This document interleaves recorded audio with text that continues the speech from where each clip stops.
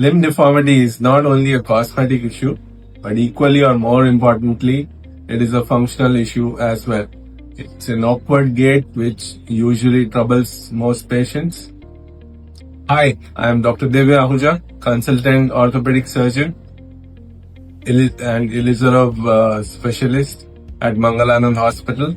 Children are born usually with slight bow legs, and as they grow, it straightens up and then it goes outwards and again it straightens up. So depending on where the growth has stopped, one gets an alignment with fixed, which is depending on where the growth did stop. Let's talk about knock knees today.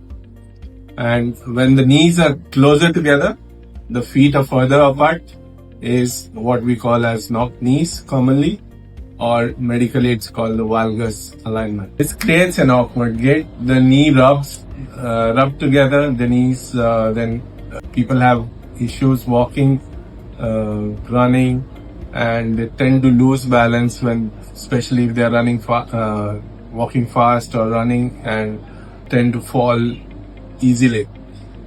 If left untreated, these kids then grow on to have overloading on the outer side, which leads to knee pain and early degeneration and wear and tear, causing early osteoarthritis. So should you treat this or not? One needs to understand that yes, this, if left untreated, is, besides the awkward gait and the way it looks, it creates a little low esteem in these kids.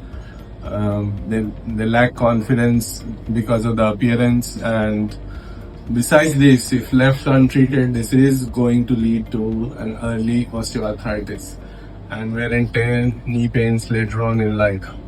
So one would need to treat that at that time, or one could treat it even at an earlier age. Now, is surgery the only option? If the cause of this deformity is metabolic issues like rickets, then if treated at the right time and recognized at the right time, the deformities can be reversed or definitely be reduced just by supplementation of calcium and vitamin D. One should contact a pediatric orthopedic surgeon or their pediatrician and stay in touch and get that resolved as well. In adults, surgical option is the only real way to correct this.